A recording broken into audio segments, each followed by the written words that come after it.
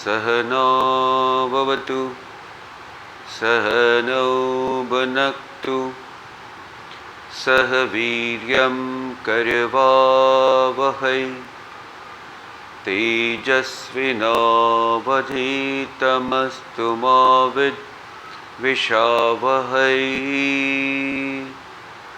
ओम शांति शांति शांति। ओम श्री गणेशाय नमः। ओम श्री सरस्वत्यै नमः। ओम श्री गुरुभ्यो नमः। ओम समस्त जन कल्याणे निरतं करुणामयं नमामि चिन्मयं देवं सद्गुरुं ब्रह्मविद्वरम्। ओम सच्चिदानन्दरूपाय विश्वोत्पत्त्यादिहेतवे तापत्रयविनाशाय श्रीकृष्णाय वयं नुमः। ओम सदाशिवसमारम्भां शङ्कराचार्यमध्यमाम् अस्मदाचार्यपर्यन्तां वन्दे गुरुपरम्परां। हरिः ओम्।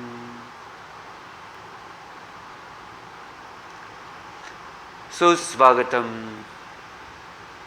हम सब लोग मिलकर बहुत ही सुंदर विषय इसकी चर्चा कर रहे हैं और ये सुंदर विषय जो है वह है भगवद गीता का 6वां अध्याय और ये अध्याय का नाम है आत्म संयम योग।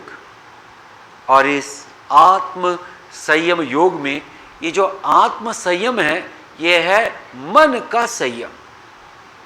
तो हमने धीरे धीरे चलकर भगवान के इस सुंदर संदेश तक पहुंचने में सफलता पाई है, जहां भगवान हम सबको उस आत्म साक्षात्कारी पुरुष के बारे में और उसके दृष्टि यानी विजन ऑफ हिज लाइफ के बारे में सुंदर ऐसे संदेश दे रहे हैं। और यहाँ तक हमने किया। एक बार हम सब लोग मिलकर वो 4 श्लोक पढ़ेंगे। 6वां अध्याय श्लोक नंबर 29, 30, 31, 32, 29, 30, 31, 32। सर्वभूतस्थमात्मानं सर्वभूतानि चात्मनि ईक्षते योगयुक्तात्मा सर्वत्र समदर्शनः। यो मां पश्यति सर्वत्र सर्वं च मयि पश्यति तस्याहं न प्रणश्यामि स च मे न प्रणश्यति। सर्वभूतस्थितं यो मां भजत्येकत्वमास्थितः सर्वथा वर्तमानोऽपि स योगी मयि वर्तते। आत्मौपम्येन सर्वत्र समं पश्यति योऽर्जुन सुखं वा यदि वा दुःखं स योगी परमो मतः। भगवान कह रहे हैं कि जो ये योग युक्त आत्मा है, जो भगवान ने 29वें श्लोक में कहा, 29 श्लोक, योग युक्त आत्मा यानी योग यानी समत्व ऐसा योग, समदर्शन ऐसा योग, युक्त यानी जो व्यक्ति जिसका मन इस समत्व से जुड़ गया है, यानी जिसका मन समत्व में स्थापित हो गया है, संपूर्णतः, संपूर्णतः। तो भगवान दूसरे अध्याय में बहुत सुंदर बात कहते हैं, जब वो स्थितप्रज्ञ लक्षण के बारे में बता रहे, तो कह रहे हैं दुखेषु अनुद्विग्न मनाः सुखेषु विगतस्पृहः वीतराग भय क्रोधः स्थितधीर्मुनिरुच्यते। ये जो मुनि है, मननशील व्यक्ति है, और यहां कहा है जो योग युक्त आत्मा है, जिसकी संपूर्ण दृष्टि सम हो गई है, वैसे ही वहां कहा है स्थितप्रज्ञ में कि दुखेषु अनुद्विग्न मनाः। अगर दुख ऐसी परिस्थिति आती है, यानी जब बहुत परेशान व्यक्ति हो सकता है परिस्थिति की वजह से, और मन उसकी वजह से बहुत विचलित हो सकता है, ऐसे परिस्थिति में यह सम रहता है। और अगर बहुत सुख की परिस्थिति आ जाए, बहुत अगर कुछ बड़ा ऐसा लाभ हो जाए, ऐसे परिस्थिति में भी जिसका मन सम रहता है और जिसके मन से वीतराग भय क्रोध, जिसके मन से राग यानी आसक्ति, भय यानी डर, क्रोध यानी एंगर, गुस्सा पूरी तरह से चला गया है, जिसका पूरी तरह से क्षय हो गया है, ऐसा जो व्यक्ति है उसका संपूर्ण जीवन अभी समत्व के साथ जुड़ गया है, उसकी दृष्टि सर्वत्र सम हो गई है। भगवान बोलते हैं ऐसा जो भी है, यो मां पश्यति सर्वत्र सर्वं च मयि पश्यति तस्याहं न प्रणश्यामि सच में न प्रणश्यति। ये भगवान का वचन बहुत ही मन को छूने वाला है ना? क्योंकि भगवान यहां कह रहे हैं कि जिसने समदृष्टि को पा लिया है वो मेरे बस करीब यानी मैं होकर के रहता है, और ऐसे व्यक्ति से मैं कभी दूर नहीं जाता हूं। क्या बात है! तो हम सब ने इस परिस्थिति को पाने के लिए, इस अवस्था को पाने के लिए पूरी तरह से प्रयत्न करना, यही मनुष्य जीवन की बड़ी सफलता होगी, ऐसे मुझे लगता है। आप सोचिए आपको क्या लगता है? तो आइए फिर भगवान कहते हैं कि जो सर्वत्र सम देखता है और सम में जिसकी दृष्टि स्थित हो जाती है, ऐसा जो योगी है वो परम है, ऐसा भगवान कहते मेरा मत है। तो कौन परम उत्कृष्ट स्थिति को पा लेता है, और वो स्थिति क्या है, और फिर वो व्यक्ति कैसे परम स्थान को अपनाता है या पा लेता है, ये भगवान ने सुंदर तरीके से हमको बताया। अर्जुन भगवान को कह रहे हैं, भगवान आप जो बता रहे हो ना वो सब ठीक लगता है, पर क्या मैं एक बात कह सकता हूं? अर्जुन एक नहीं, आप बहुत सारी बातें कह सकते हो, लेकिन धीरे धीरे समझ करके कहना। भगवान जरूर, मैं मेरे मन में जो शंका होती है बस उसी को आपको पूछता हूं, ताकि मन में कोई किंतु परंतु ना रहे। अर्जुन आगे बढ़ो। अर्जुन कहते हैं, अर्जुन उवाच योऽयं योगस् त्वया प्रोक्तः योऽयं योगस्त्वया प्रोक्तः साम्येन मधुसूदन साम्येन मधुसूदन एतस्याहं न पश्यामि एतस्याहं न पश्यामि चञ्चलत्वात् स्थितिं स्थिरां चंचलत्वात् स्थितिं स्थिरां। दूसरा भी श्लोक पढ़ते हैं बिकॉज दोनों कनेक्टेड है।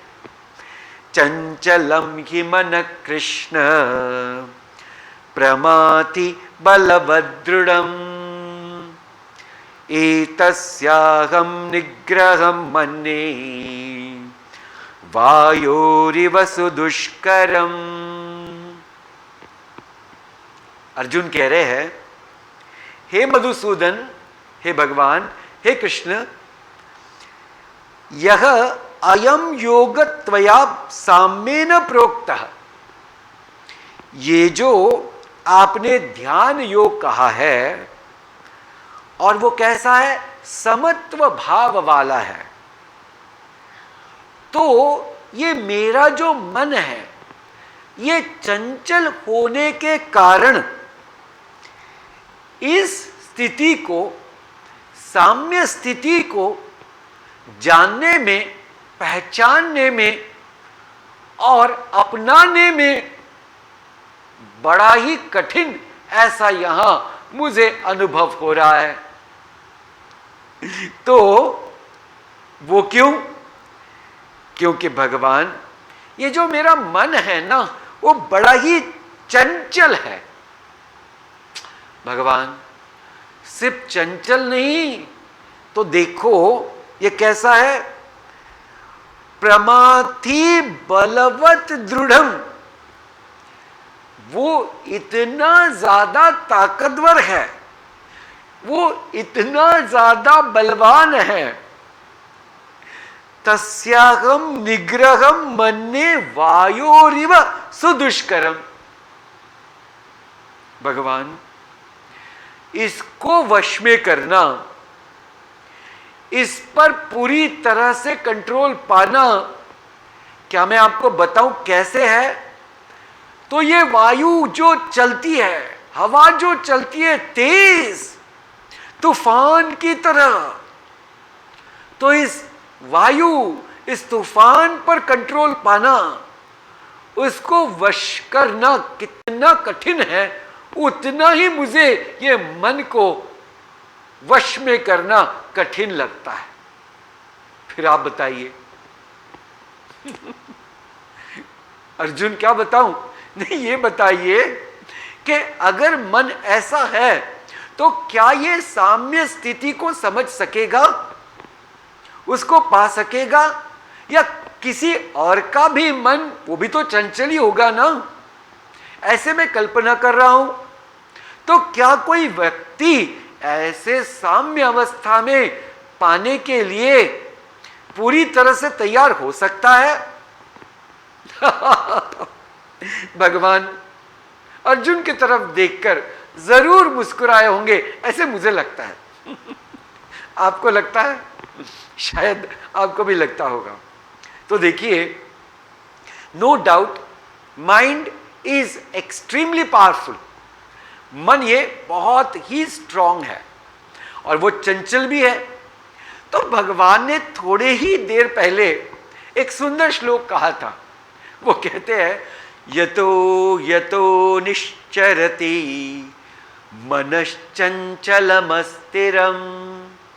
ततस्ततो नियम्यैतत् आत्मन्नेवं वशं नयेत्। ये श्लोक भगवान ने बहुत ही बढ़िया, और जैसे बाण होता है ना, धनुष से जो चलाते हैं और टारगेट को टक से वो पूरी तरह से छेद कर लेता है, वैसे ही ये श्लोक है। क्यों? यतो यतो निश्चरति, जब जब मन इन विषयों की तरफ भागता है। कौन से विषय? सिर्फ 5 ही विषय है और 5 विषयों से ये पूरा विश्व भरा हुआ है। कौन से? शब्द, स्पर्श, रूप, रस, गंध। 5 ही विषय है। 5 विषयों से संपूर्ण विश्व ये व्याप लिया है। इन 5 विषयों ने, इनके तरफ ही ये मन दौड़ता है, क्योंकि ये चंचल है और इसको ये 5 विषय का बड़ा आकर्षण है। तो भगवान कहते हैं कि धीरे धीरे शनै शनै उपरमे बुद्ध्या धृति गृहीतया आत्मौपम्येन सर्वत्र।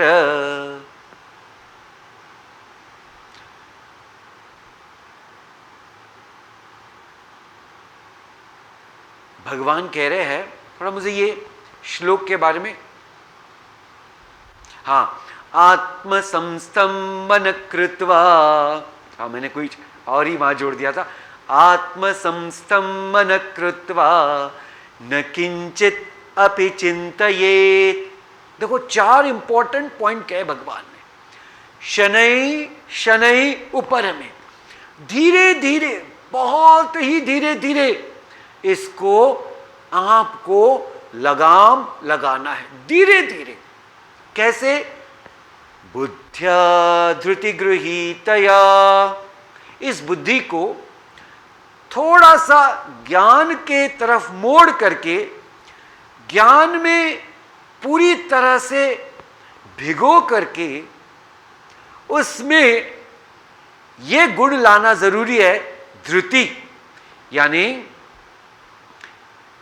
जीवन को एक उच्च ध्येय देकर के उस ध्येय के तरफ धीरे धीरे धीरे धीरे, कितने भी कष्ट आने दो, आगे बढ़ने का जो संकल्प है, जो शक्ति है, वह है धृति।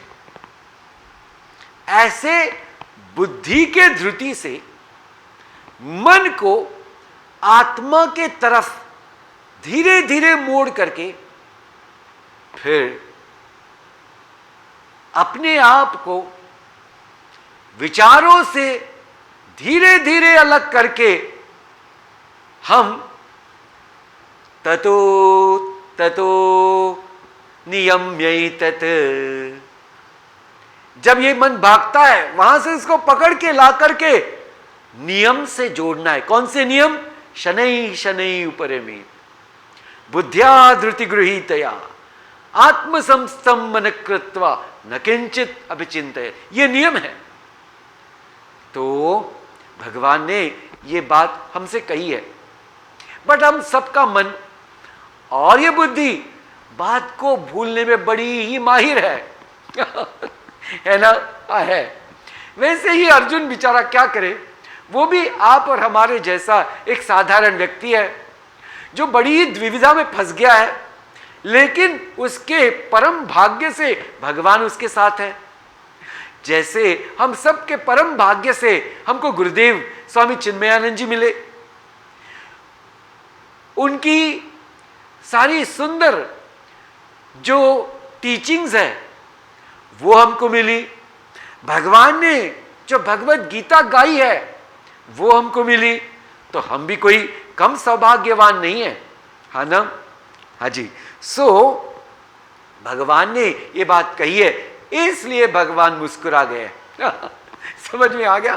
तो अभी आगे चलते हैं। उसके पहले मैं एक बता दूं कि संत ज्ञानेश्वर महाराज ये मन की चंचलता को बड़ा सुंदर तरीके से वर्णन करते हैं।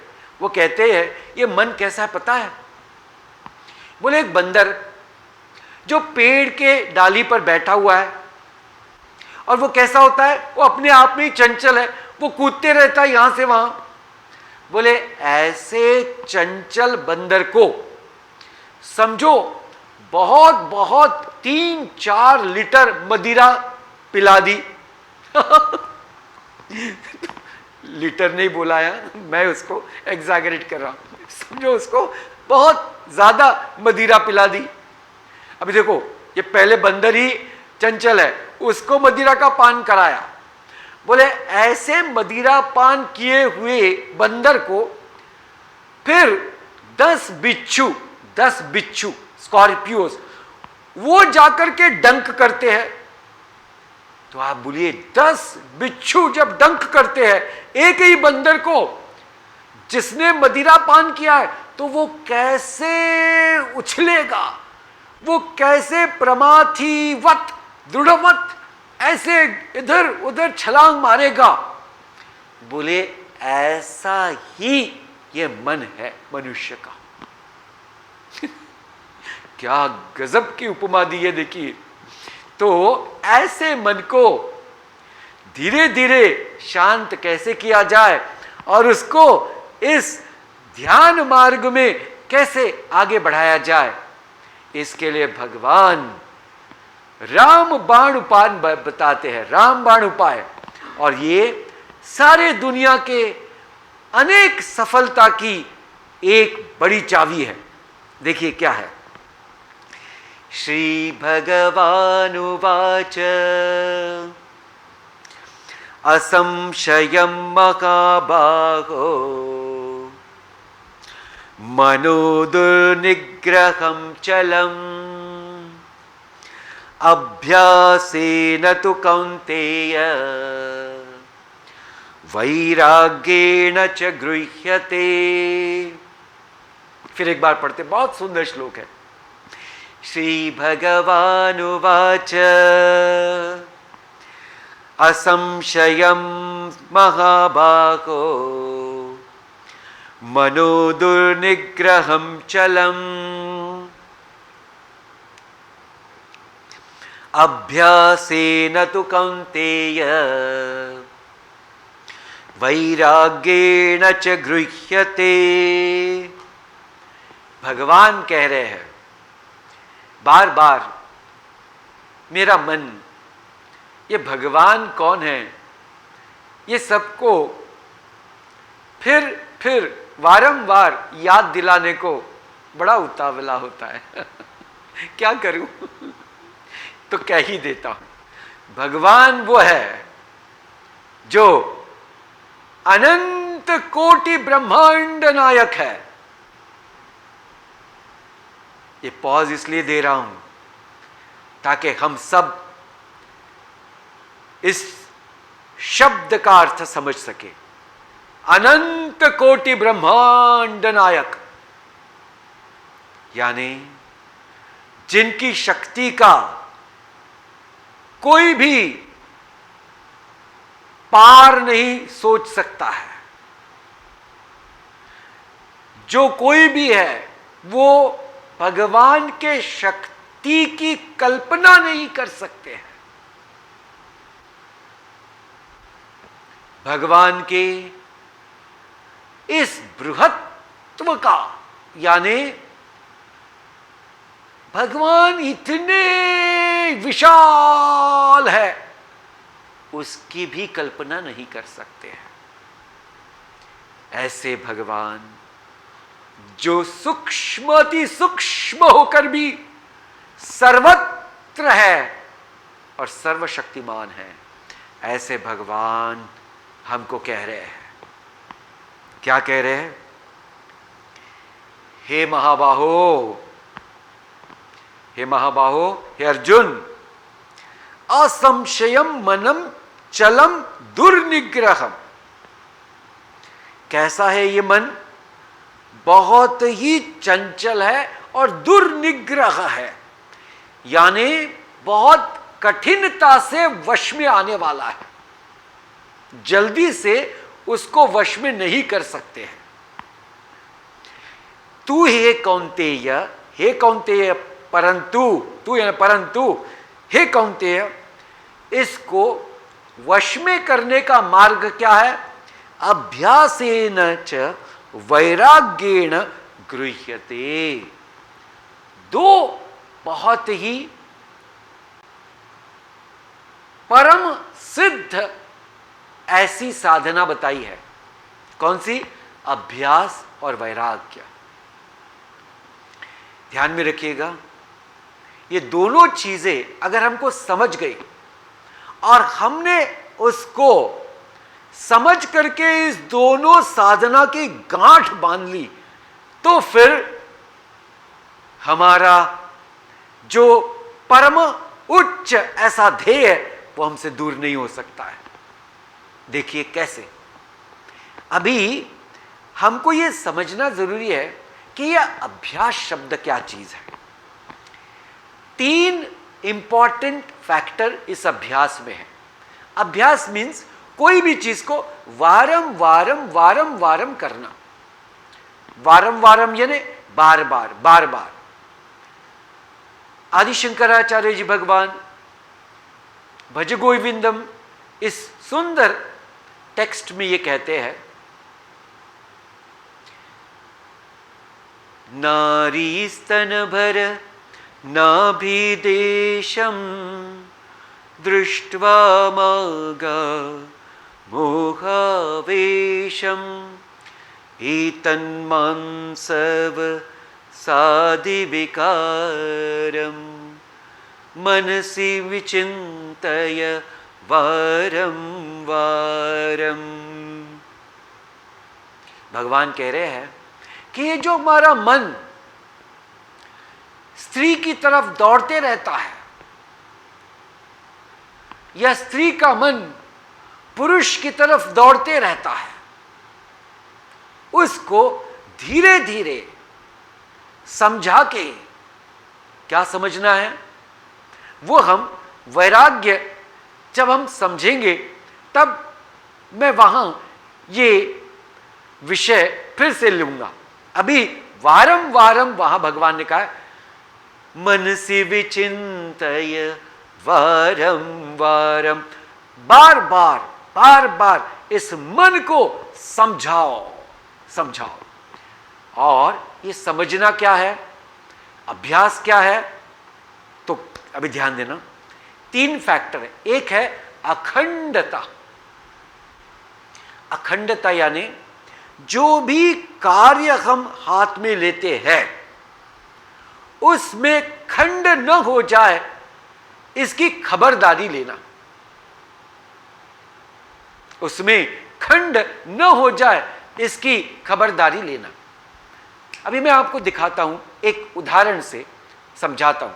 देखिए, समझो रोज हम भोजन करते हैं और अगर हमने 1-2 दिन भोजन नहीं किया तो सोचिए इस मन की अवस्था कैसे हो जाती है, इस शरीर की अवस्था कैसे हो जाती है। संपूर्णतः कमजोरी आ जाती है। लेकिन अखंडता से भोजन करते रहो तो शरीर फुर्तीला, एकदम पूरी तरह से इंथुजियास्टिक बना हुआ रहता है। देखो, अखंडता से स्फूर्ति मिली और जब उसको खंड कर दिया तो वो कमजोर हो गया। उदाहरण ठीक है? हाँ जी। तो यह है अखंडता। वैसे ही ये धीरे धीरे मन को अपने वश में करना, इसमें अखंडता जरूरी है। जैसे जब साधना में अखंडता जरूरी है, फिर स्वाध्याय में अखंडता जरूरी है, फिर निसंग ऐसे कर्म में अखंडता जरूरी है। निसंग कर्म यानी अनासक्त भाव से किए हुए कर्म। तो ऐसी जो साधनाएं हैं इसमें अखंडता जरूरी है। वैसे ही ध्यान योग के साधना में रोज निरंतर तरीके से, यानी रोज लगातार समय को एक जैसा रख करके, यानी हर दिन समय को एक जैसा रख करके ध्यान का अभ्यास करना और उसमें अखंडता रखना ये जरूरी है। तो अभ्यास का पहला फैक्टर है अखंडता। दूसरा फैक्टर है दीर्घता। दीर्घता यानी लॉन्ग ड्यूरेशन प्रैक्टिस। देखो शास्त्र में कहा है कि जब कोई व्यक्ति 12 साल तक, जिसको शास्त्र में एक तप कहा गया है, एक तप यानी 12 साल, तो एक साधना लेकर के 12 साल तक अखंडता से अभ्यास करता है, तो वो जो कर रहा है वो सफल हो जाता है। मंत्र अभ्यास कर रहे हो तो मंत्र की सफलता हो जाती है, ध्यान अभ्यास कर रहे हो तो ध्यान की सफलता हो जाती है। इसको बोलते तप। तो दीर्घता।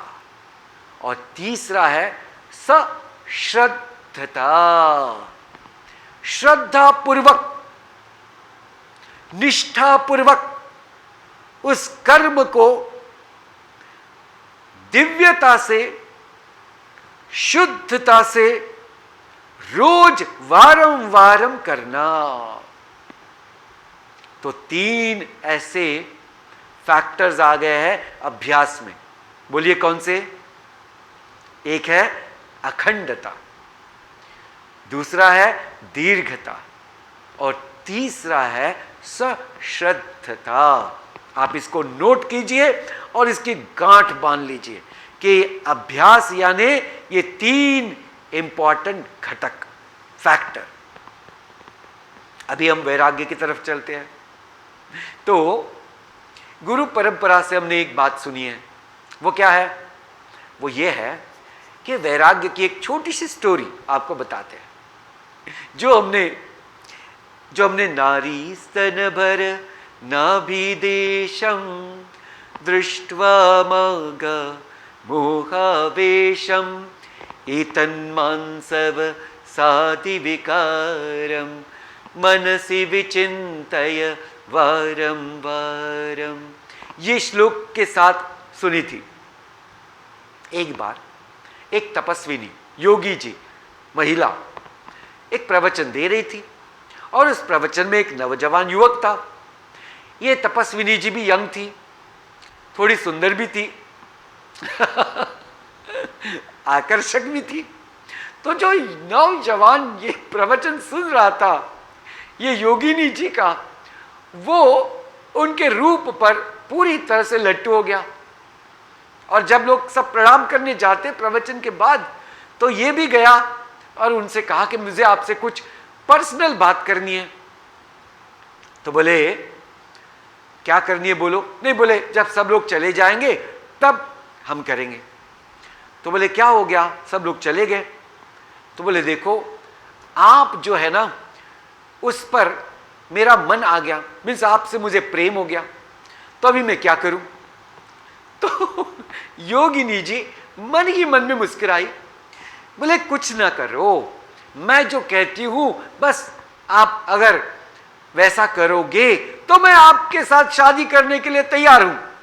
तो ये नौजवान इतना उत्सुक हो गया, बोले जो आप कहेंगे मैं करने को तैयार। उसने कहा देखो 1 महीने के बाद मैं यहां रहती हूं, दरवाजा खुला होगा, आप अंदर चले आना और शादी की तैयारी करके ही आना। नोट कर लो ये दिन 1 महीने के बाद का। वो नौजवान तो खुशी से बस पगला गया। वो गया घर और बस एक एक दिन गिनता चला गया और 1 महीना हो गया। वो आया जो एड्रेस दिया था उस एड्रेस पर, और उसने आवाज दी आप अंदर है? अंदर से बहुत ही धीमी आवाज आई, हाँ मैं हूं। उसको लगा चलो तैयार है। पहले रूम में आ गया तो वहां जैसे कुर्सियां थी, बैठने के लिए जगह थी, वहां वो बैठ गया। 1-2 मिनट रुका, फिर से उसने आवाज दी क्या मैं अंदर आ सकता हूं? बोले हाँ आप अंदर आ सकते हो। अंदर के रूम में गया तो थोड़ा अंधेरा था। उसने बोला कि मुझे कुछ यहां दिख नहीं रहा है ठीक से। योगी जी ने कहा, योगिनी जी ने कहा, तो आप ऐसा करिए ना, लाइट लगा दो। उसने लाइट लगाई और सामने योगिनी जी तकिया जो होता है उसको बस टिक के ऐसे बैठी थी। जब उसने देखा उसको डर गया। क्यों? क्योंकि एक महीने से उस स्त्री योगिनी जी ने कुछ नहीं खाया था सिवाय पानी पिया था, और इसकी वजह से वो ऐसी दुबली पतली, उसके हर एक अस्थियां यानी बोन्स दिखने लगी, इतनी वो पतली हो गई। जब उस नौजवान ने ये रूप देखा तो बोले नहीं नहीं नहीं नहीं, ऐसे कैसे हो गया? बोले क्या आज आप मेरे साथ शादी करने के लिए तैयार है? वो नौजवान बोले बिल्कुल नहीं, बिल्कुल नहीं, मुझे नहीं शादी करनी है। वो भाग गया। तो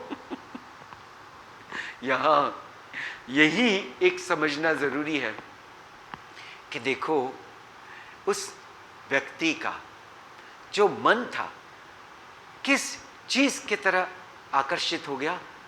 ये मांस, ये रक्त, ये स्नायु, जब ये कम हो गया तो वो डर गया, उसको अच्छा नहीं लगा। यानी ये तो सिर्फ इनफैचुएशन जैसी ही स्थिति है।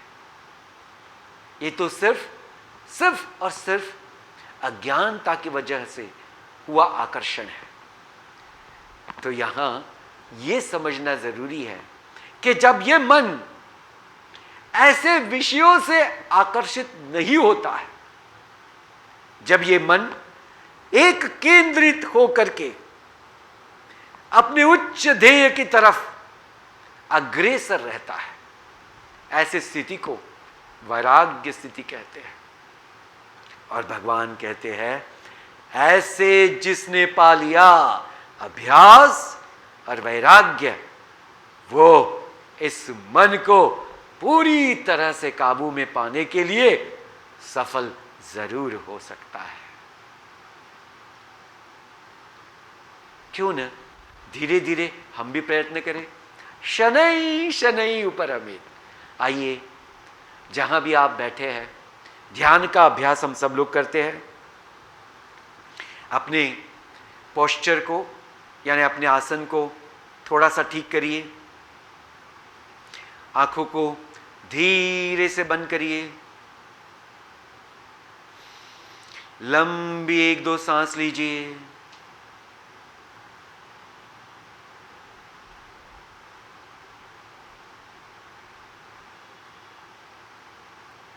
ताकि हमारा मन एकाग्र होने में पूरी तरह से मदद मिले। जब ये मन एकाग्र हो जाएगा, तब इस मन में आज के विषय पर जो हमने चर्चा की उसको याद करने की चेष्टा करेंगे। अर्जुन ने आज कहा भगवान से कि भगवान, ये मेरा मन बहुत ही चंचल है, प्रमाथि दृढ़वत बलम, चंचल होते हुए ये अस्थिर है और बड़ा ही ताकतवर बलवान ऐसा है। इसको काबू में पाना या काबू इस पर पाना, ये हवा जब तूफान में बहती है, उस तूफान पर काबू पाने जैसा होगा। तूफान पर काबू पाना बहुत कठिन होता है, वैसे ही मुझे भी मन पर काबू पाना ऐसा ही लगता है। तो क्या ऐसे चंचल और प्रमाथि दृढ़वत बलम अस्थिरम मन पर कोई वश या कोई निग्रह कर सकता है? मुझे तो ऐसा नहीं लगता है। भगवान कहते हैं, अर्जुन, तुम्हारी बात मैं समझ सकता हूं और कुछ हद तक ये सच भी है कि मन बड़ा चंचल है, अस्थिर है, पर उसको वश में करने के लिए उपाय है। अभ्यासेन तु कौन्तेय वैराग्येण च गृह्यते। सतत अभ्यास और वैराग्य स्थिति से मन के ऊपर पूरी तरह से निग्रह पाना, यानी मन को वश में कर लेना, ये पॉसिबल है। तब हमने देखा अभ्यास में ये तीन चीजें बहुत जरूरी है। एक है अखंडता, दूसरा है दीर्घकालता, तीसरा है सश्रद्धता।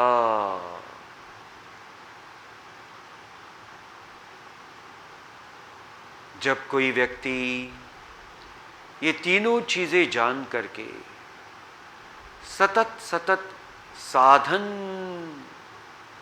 को समझ करके साधना में दृढ़ता से आगे बढ़ता है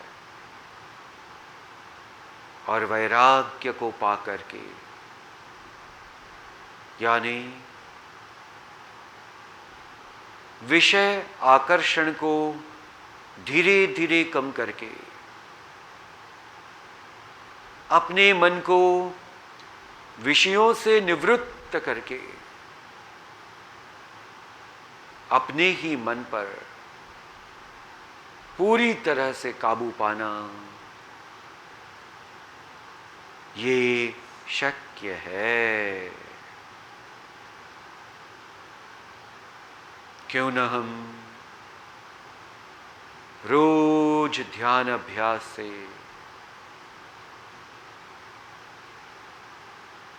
अपने मन को एकाग्र बना के उसे आत्म तत्व से जोड़ के सारे दूजेपन को समाप्त करके समत्व दृष्टि में स्थापित होकर के अपने उच्च ध्येय को पाने का संपूर्ण प्रयत्न कर सकते हैं।